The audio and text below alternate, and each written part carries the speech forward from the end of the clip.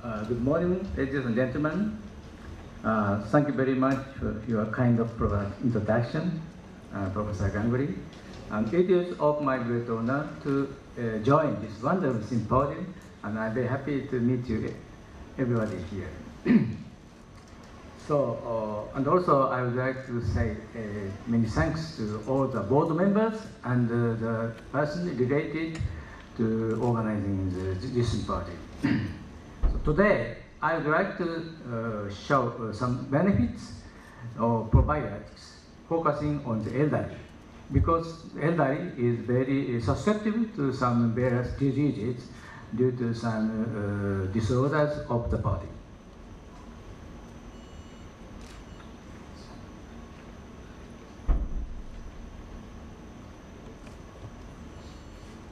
Yes. So let's start my talk. So here is the outline of my today's topics. First of all, I would like to show briefly what is a health problem in the elderly. And next, I would like to show some data showing the benefits of probiotics conducted in the clinical trial using the elderly. And what can we expect the probiotics to do for the elderly in the future? I would like to touch on very briefly at the last part. So here is a lifespan shown in this slide. So in the left slide, so this is a trend of the lifespan in Japan and India. I'll show you this slide. So the Japanese has one of the longest lifespan having country in the world now. So our average lifespan is 83.9 years old. Likewise, India also becoming living longer, and this is a very good trend. So nobody cannot disagree with this trend, this happy trend. However, we cannot look away the issues behind this trend. As shown in this right side of this figure, so there is a constant difference between lifespan and health span. What is health span? Health span is defined as the length of time that the person is healthy. So you can see easily that there is, for example, in the case of male, there are 9 years difference between lifespan and health span, and especially in the case of female in Japan, there are 13 years difference between health span and lifespan. So this means the elderly in Japan requires some support or medical support or help by caregivers for about 10 years until their death. So it is an urgent issue to find out a way to make the difference between health span and the lifespan as short as possible. So this is an urgent problem.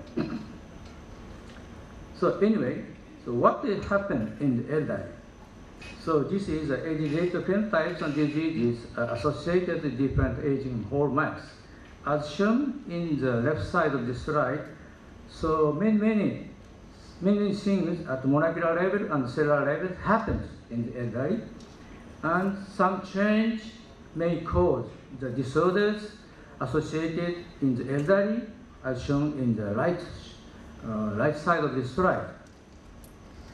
So therefore, I think it is very important to find out some good biomarker representing the change of aging, and if this biomarker is connected with occurrence of disorders in the elderly, it will be very useful.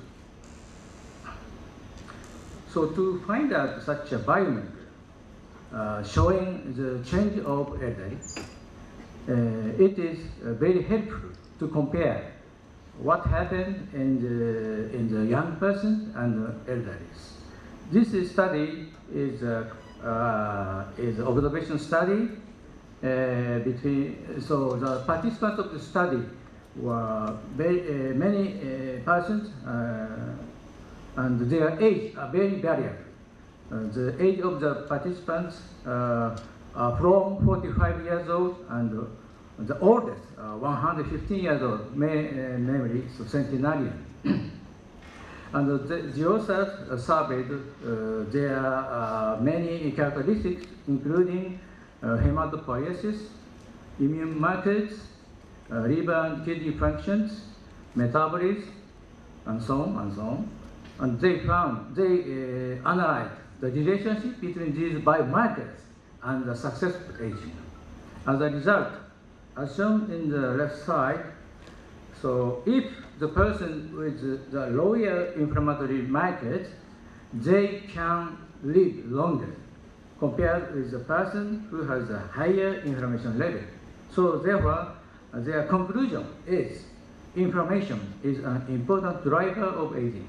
So this means if you prevent inflammation by some good method, you can get the successful aging. This is a very promising idea. So what the health problem in the elderly, I would like to consider again. So as shown here, so in the elderly compared with the young adults, so pathogenic infection and the cancer development often occurs. And in addition, so allergies such as food allergy or pollen allergy, autoimmune diseases represented by rheumatoid arthritis, or metabolic syndrome such as obesity, diabetes, cardiovascular diseases occurs often in the elderly. Why these disorders often in the elderly? One hint to explain these changes is the gut microbiome. So it is now very much known, very widely known that the gut microbiome, the change of gut microbiome is connected with the change or disorders of gut microbiome. Disorders and gut microbiome is closely connected. And but important issue is that gut microbiome is not stable. For example, as many researchers have already described, so food or living environment or mental stress or sometimes antibiotics drugs can influence our gut microbiota. So therefore, to control gut microbiome in a stable state, so these various factors should be controlled in a good way. So, and also, as many researchers have already pointed out, our gut microbiota is changing in association with aging. This is the data of Japanese, and which clearly show age-related difference of gut microbiome. As shown in the upper figure, so when a baby are when the baby are born, they are almost sterile, but lots of bacteria soon come into the baby's body. And before weaning, so bifidobacterium dominant flora is established in the babies. After weaning, so adult type diet was introduced to the baby. In association with the change of life, their gut microbiota became towards adult type gut microbiota. From adolescence to adult. So of course, there are some difference between day-to-day difference or variation between individuals. So core microbiota of adult is almost relatively stable. However, in the elderly, so bifidobacterium is depleting, and the inversely, enterobacteriaceae is increasing. So dramatic change occurs in the gut microbiota of the elderly. So therefore, to keep the elderly healthy, so their gut microbiota had better be controlled by some way. So here is a summary of in my first part of my talk. So as shown, population aging is steadily continuing in many countries of the world, including Japan and India, and also other countries similarly. So the elderly is highly susceptible to diseases, including not only infectious and cancer, but also systemic and chronic diseases are often occurring in the elderly. So gut microbiome is dysregulated in the elderly, so the extent of which is dependent on their lifestyle. So this means that if you change the lifestyle, including diet and so on, so your health state may be maintained, even if you live longer. So let's move to the probiotics. So probiotics is defined as a live microorganism which, when administered in adequate quantities, confers a benefit to the health of the individual. This definition is well known, and of course there are some still controversial about the definition of probiotics. We think the probiotics with life-safe microorganisms which can give some health benefit to the host. This is my idea, and maybe most of you agree with the idea. And when we go back to the elderly, so one of the serious problems in the elderly is constipation. In this study, the authors asked 118 working persons at the nursing homes. What are they asking? The content of the question is the percentage of the constipation in the elderly whom they are caring. The answer is about 48% of the residents at the nursing home are suffering from the constipation, and about 10% of the constipation patients are treated with probiotics. So they did meta-analysis and found if you give probiotics to the elderly suffering from constipation with probiotics, about 12.9% of the residents were improved. The constipation is improved. And also, from these results, they estimated that if probiotics are used for treatment of constipation in the nursing home, they estimated that they can save 112,000 euro per year if in the nursing home where about 100 or more or less persons are cared. So this showed that probiotics may be economically useful device to treat constipation. So to see the effect of Lactobacillus casei shirota, I abbreviate LCS from now on. This study was done to see the effect of LCS fermented milk in the elderly. So the elderly were given LCS fermented milk for 6 months. The researchers studied the incidence of fever, constipation, and diarrhea. As shown in this slide, so the incidence of high fever, incidence of constipation, and incidence of diarrhea was significantly improved by taking the LCS fermented milk. To get the more robust information about the effect of LCS in the elderly, so same study were repeated in Japan and in the Netherlands. So I think there are some difference or much difference about of lifestyle in Japan and the Netherlands, and their background are totally different, their lifestyle, they are totally different. However, if you give LCS fermented milk to the residents at the nursing home, LCS fermented milk, as shown in this figure, in the case of Japan study, and also in the case of the Netherlands study, so the habit of defecation is improved, and the constipation incidence is improved, and suppository usage is reduced, and diarrhea is reduced. This suggests that LCS fermented milk may improve the gut discomfort, even if the subject are Japanese or the Dutch.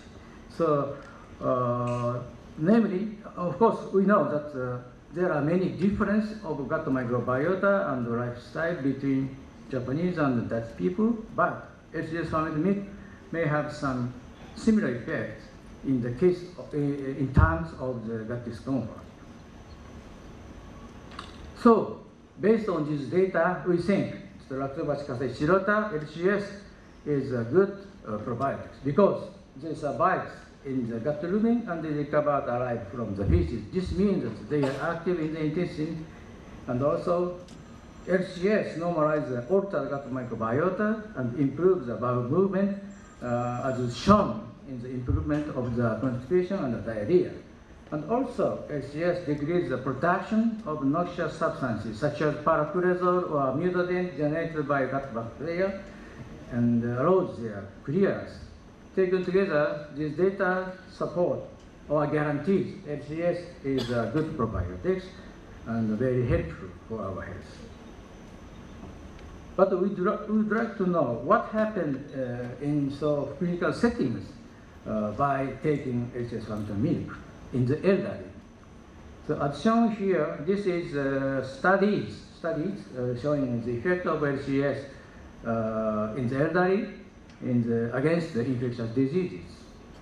So in the Belgium study, so elderly were given HGS fermented milk for 5 months, and during this period, the incidence of respiratory tract infection is gradually increased as the duration of supplementation becomes longer.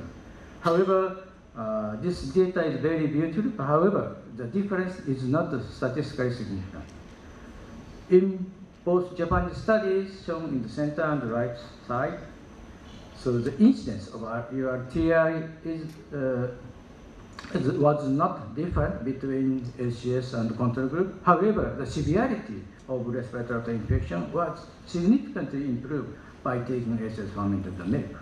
So all of the data suggest that if you take HGS fermented milk when you are old, so the incidence or severity of respiratory tract infection may be prevented or alleviated by taking HGS.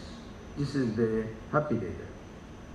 And very currently, so another study was reported.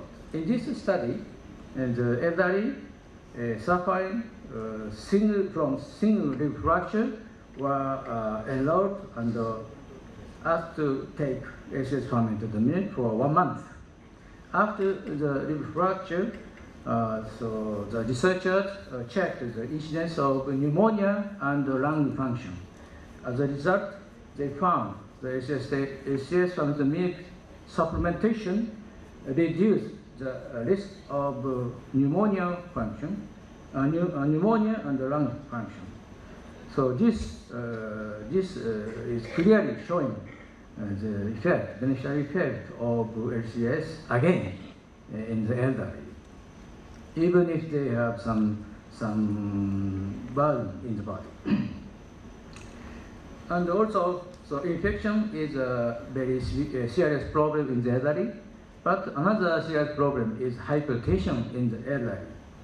So hypertension, I don't know the exact mechanism how hypertension is occurring in the elderly, but hypertension is a common situation in the elderly. So in this study, the elderly living at Nakamajo-machi in Japan, which is a district where many elderly live are healthy, were enrolled in this study. So the participants who did not suffer from hypertension 5 years ago were enrolled and monitored during for 5 years whether the hypertension occurs in these subjects. As a result, if the subjects take HGS fermented milk by more than 3 times a week, have the lower incidence of hypertension compared with the person who are taking HGS fermented milk by less than 3 times per week. So this suggests, strongly that hypertension may be delayed by taking probiotics regularly. So what's the mechanism? Why LCS? How LCS attack the infection? Or how LCS reduce the risk of hypertension? So we are now interested in the immune modulation by probiotics. Of course, there are various mechanisms which explain the reduction of danger of infection or hypertension, but we are now focusing on the immune system. So as shown here, so we checked the effect of HCS fermented milk on the natural killer activity in the elderly. Natural killer activity is one of the innate immune system, and as you know very well, natural killer activity may be important to destroy the virus-infected cells or cancer cells. So we checked the effect of HCS on the NK activity.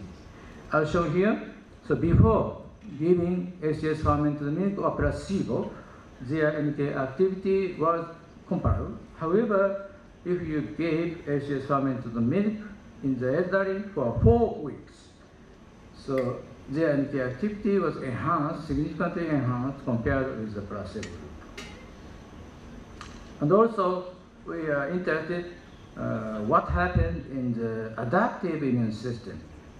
So as a marker of adaptive immune system, the authors focus on the antibody titer against the cytomegalovirus and Epstein-Barr virus. This is not an elderly study. This is so young athletes are the subjects. So young athletes were given HCS fermented milk or placebo for 20 weeks, and during this period, so their antibody titer, before and after the intake of placebo or active samples, anti-CMV, anti-EB virus antibody titers were compared. As shown here, if the athletes were given HCS fermented milk, so anti-cytomegalovirus antibody and also anti-Epstein-Barr virus antibody titer were reduced, significantly reduced. However, placebo does not have such an effect. So it is not so easy to explain if this is beneficial or not. But in general, so reduction of antibody titer suggests the reduction of viral infection. If this is the case, this effect can be explained by the normal activation of immune response against the virus. So this is a summary of the second part of my talk. So probiotics improve the gut microbiota in the elderly, and also probiotics helps the elderly to maintain the healthy state, such as this reduction of infection risk or a reduction of hypertension risk. So mechanism should be surveyed in the further experiments. However, now we think immunomodulation by probiotics may be one of the important features of probiotics, and probiotics in cooperation with endogenous gut microbiota. This is my personal opinion. In cooperation with endogenous gut microbiota, improves our immune functions in a various way, resulting in the reduction of risk of several diseases. So finally, I'd like to touch the future direction of probiotics applied in the elderly. Yes. Okay. Very shortly. Okay, sorry. So as shown here, this is gut-brain axis is one of the future area which probiotics are expected to be applied. So to see the effect of mental stress,